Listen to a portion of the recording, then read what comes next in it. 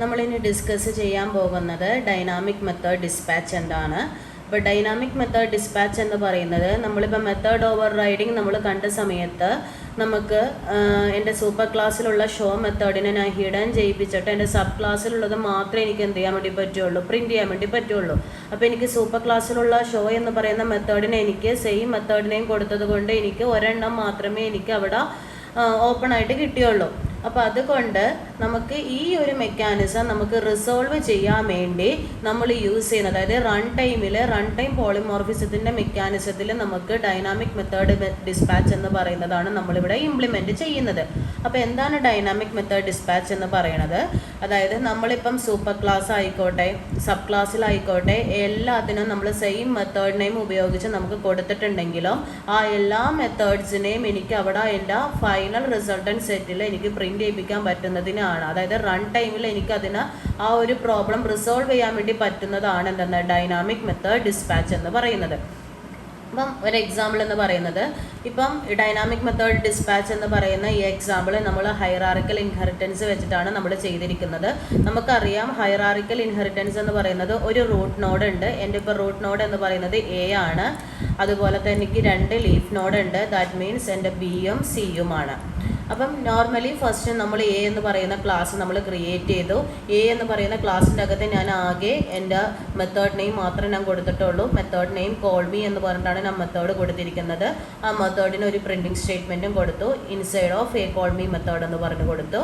Next one എന്ന് പറയുന്നത് B ആണ് നമ്മൾ എടുക്കേണ്ടത്. അപ്പോൾ ബി എന്ന് പറയുന്നത് നമുക്കറിയാം that is inherited to class A ആണ്. അപ്പോൾ ബി എന്ന് പറയുന്നതിൽ ഞാൻ സെയിം മെത്തേഡ് നെയിം തന്നെ കൊടുത്തു. കോൾ മീ എന്ന് പറയുന്ന ഫംഗ്ഷൻ, അതിനെ ഞാൻ എന്ത് ചെയ്തു, പ്രിൻറ്റ് ചെയ്യിപ്പിച്ചു. Inside B call me method എന്ന് പറഞ്ഞു കൊടുത്തു. ഇനി സി എന്ന് പറയുന്നതിൻ്റെയും പാരന്റ് ക്ലാസ് എന്ന് പറയുന്നത് എന്താണ്, എൻ്റെ എ എന്ന് പറയുന്ന ക്ലാസ് ആണ്. അപ്പോൾ that means class C extends A എന്ന് പറഞ്ഞു കൊടുത്തു. സെയിം ഞാൻ മൂന്നാമത്തെ മെത്തേഡ് ഞാൻ കൊടുത്തിരിക്കുന്നത് കോൾ മീ തന്നെയാണ്. അതിൻ്റെ അകത്ത് inside C call me method എന്ന് പറഞ്ഞിട്ടാണ് ഞാനിവിടെ കൊടുത്തിരിക്കുന്നത്. ഇനി നമുക്കറിയാം നോർമലി മെയിൻ ക്ലാസ് എഴുതാം, മെയിൻ ഫംഗ്ഷൻ ചെയ്യാം. ഇപ്പോൾ ഇവിടെ എനിക്ക് ആവശ്യം എന്ന് പറയുന്നത് ഈ 3 മെത്തേഡും എനിക്ക് പ്രിൻറ്റ് ചെയ്യണം അല്ലേ. അപ്പോൾ ഈ 3 മെത്തേഡും പ്രിൻറ്റ് ചെയ്യാനായിട്ട് ഞാൻ 3 ഒബ്ജക്റ്റ് ക്രിയേഷൻ ആണ് ഇവിടെ ചെയ്തിരിക്കുന്നത്. എന ക്ലാസിൻ്റെ ഒബ്ജക്റ്റ് ക്രിയേറ്റ് ചെയ്തു, ബിയുടെ ചെയ്തു, സിയുടെ ചെയ്തു. ഇനി ഞാൻ ചെയ്യാൻ പോകുന്നത്, എനിക്ക് ഇവിടെ ഒരേ മെത്തേഡിനെയുമാണ് വന്നിരിക്കുന്നത്. അപ്പോൾ അവിടെ ഒരു ഓവർ ഹിഡൻ സംഭവിക്കും. അപ്പോൾ അത് ഇല്ലാതിരിക്കാനായിട്ട് ഞാൻ എന്ത് ചെയ്തു, ഒരു റെഫറൻസ് ടൈപ്പ് ഞാനിവിടെ ഫോം ചെയ്തു. അപ്പോൾ അതായത് ഞാൻ കൊടുത്തിരിക്കുന്ന ഒരു ക്ലാസ്സിൽ, അതായത് എ എന്ന് പറയുന്ന ക്ലാസ്സിന് ഒരു റെഫറൻസ് വേരിയബിൾസിലേക്ക് ഞാനിവിടെ അസൈൻ ചെയ്തു. എൻ്റെ റെഫറൻസ് ടൈപ്പ് ആണ് എന്തെന്ന്, സ്മോൾ ലെറ്റർ ആർ എന്ന് പറയുന്നത്. അപ്പോൾ ആർ ഈക്വൽ ടു എന്തെന്ന് പറഞ്ഞു കൊടുക്കുക, എൻ്റെ ആദ്യത്തെ ക്ലാസ്സിൻ്റെ ഒബ്ജക്റ്റ് എന്ന് പറയുന്നത് എ ആണ്. അപ്പോൾ ആർ ഈക്വൽ ടു എ എന്ന് പറഞ്ഞു കൊടുത്തു, റെഫർ ചെയ്തു.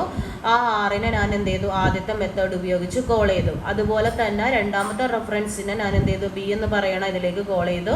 ആർ ഡോട്ട് കോൾ മീ എന്ന് കൊടുത്തു, സിയിലും കൊടുത്തു. അപ്പോൾ ഇവിടെ എന്താ നടക്കും, ആദ്യത്തെ ആർ ഡോട്ട് കോൾ മീ എന്ന് പറയുന്നത് എ എന്ന് പറയുന്ന ഫംഗ്ഷനെയാണ് ഞാനിവിടെ റെഫർ ചെയ്ത് വെച്ചിരിക്കുന്നത് ആറിലേക്ക്. ദാറ്റ് മീൻസ് എൻ്റെ എ എന്ന് പറയുന്ന ക്ലാസ്സിലേക്കുള്ള ഈ കോൾ മീ മെത്തേഡ് ആയിരിക്കും അവിടെ ഓണായി വരുന്നത്. രണ്ടാമത്തെ കേസിൽ വരുമ്പോൾ ബി എന്ന് പറയുന്ന ക്ലാസ്സിലെ കോൾ മീ മെത്തേഡ് ഓപ്പൺ ആയിട്ട് വരും. ഇനി സി എന്ന് പറയുന്നതിൽ വരുമ്പോൾ സി എന്ന് പറയുന്ന മെത്തേഡിലെ കോൾ മീ ആയിരിക്കും അവിടെ ഓപ്പൺ ആയിട്ട് വരുന്നത്. അപ്പം നമുക്ക് എന്ത് ചെയ്യും, 3 മെത്തേഡ്സ് നമുക്ക് ഇവിടെ എന്ത് ചെയ്യാം, പ്രിൻറ്റിംഗ് സ്റ്റേറ്റ്മെൻ്റ് ആയിട്ട് നമുക്ക് കിട്ടുകയും ചെയ്യും. ഇതാണ് എന്തെന്ന് ഡൈനാമിക് മെത്തേഡ് ഡിസ്പാച്ച് എന്ന് പറയുന്നത്.